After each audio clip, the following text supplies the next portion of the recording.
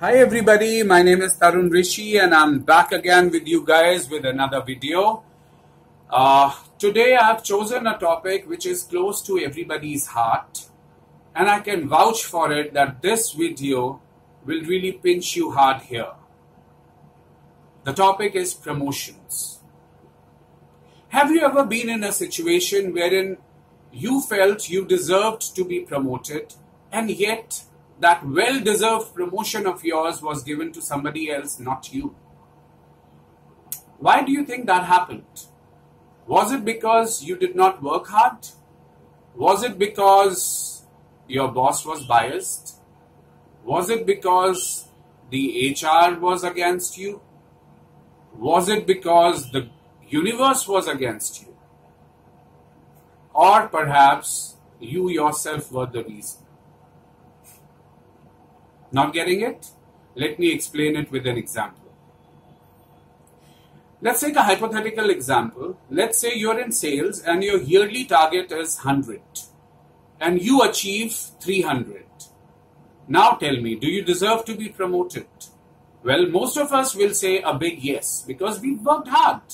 We've overachieved the target, isn't it? Yes, you have overachieved the target, for which you deserve an applaud, you deserve an appreciation, you deserve an award, maybe a bonus, but not a promotion. For example, let's say you're a manager and you want to be moved to the level of a senior manager. Being at the level of the manager, you have to prove to the organization that you're doing everything that a senior manager does and you're doing it pretty well. Only then will you be promoted to the next level. But then all this time you were busy overachieving your targets. You know, this is where we go wrong. We spend 80% of our time and energy doing things which give us 20% results. And this is exactly what has been happening with us most of the times. So if you want to be a senior manager, you have to do the job or the chores of a senior manager. And that may not include what you're doing right now. Let me tell you a story. There was this woodcutter, a very nice, hard-working guy in a small remote village of India. Every morning he would get up, go to the jungle, cut woods, chop them into fine pieces, and in the evening he would carry the load on his back and go to the local hut or the market and sell them. He was doing pretty well for himself. Then he got married, he had a family, he had children, and his responsibilities and the requirement for money increased. So he started working harder.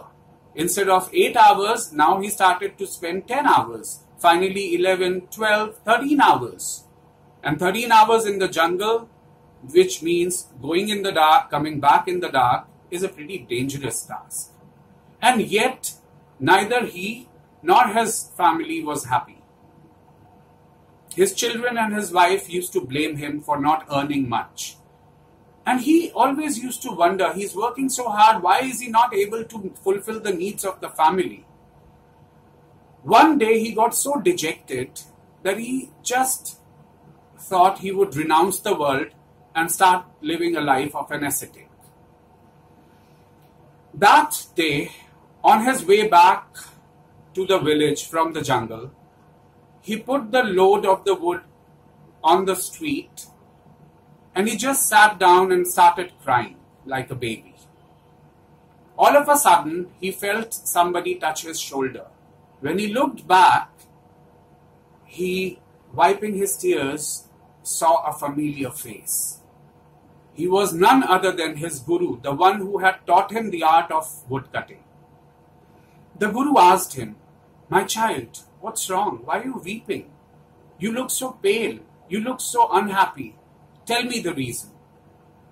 So this guy, wiping his tears, consoling himself, composing himself, he told the entire story to the guru. The guru quietly listened. Towards the end of it, he asked his guru, "Guruji, where am I wrong? I'm putting in so much of hard work and yet I'm not able to progress in life. So the Guru said very calmly, my son, let's do this. Tomorrow morning, let us both go to the jungle and you cut the woods in front of me. So this guy actually thought, why did my Guru say this? Does he think I have forgotten the art of wood cutting? I was the best woodcutter and I still am. Nonetheless, he did not really have a choice. So he went to the jungle with the Guru the next morning. He cut the woods the entire day. In the evening, while they were going back, he could not hold himself and he put the sack on the ground and he asked his Guru, Guruji, please tell me, where am I wrong? Do you think I have forgotten the art of wood cutting? Am I not hardworking? You've seen me work the entire day without even taking a break. So the Guru smiled and the Guru asked him a question. And that one question gave him the answers for all his miseries. Do you know what the question was? The Guru asked him, when was the last time you sharpened your saw? आपने आखिरी बार कुल्हाड़ी पर धार कब चढ़ाई थी? And this is what I'm going to ask you. When was the last time you sharpened your saw? You want to be promoted to the next level, but what are you doing about it? Are you learning something new? Are you learning new things? Are you learning a new skill? Are you working hard on it? Or are you simply overachieving your targets, putting in your entire heart and soul in that? This is where the difference lies. Especially nowadays, during lockdown, when you're working from home, it is a golden opportunity for you to sit back, think what you have been doing, and make a plan for yourself. Set a target and start working on it. Learn new skills. Start working on upskilling yourself. Come up the learning curve, and then you can probably say, I deserve to be promoted. Well, this is again a topic wherein I can rattle on and on, but then because of lack of time, I probably would want to stop here right now. If you have any questions, I request you to get in touch with me directly on my email ID, tarunrishi@blueskythinking.in, or you can also get in touch with me through my website, www.blueskythinking.in. I request you to please like and subscribe my channel and to share my videos with your friends and family. Probably they may also benefit out of it. Thank you so much for watching my video, guys. Have a lovely and a blessed day. Take care.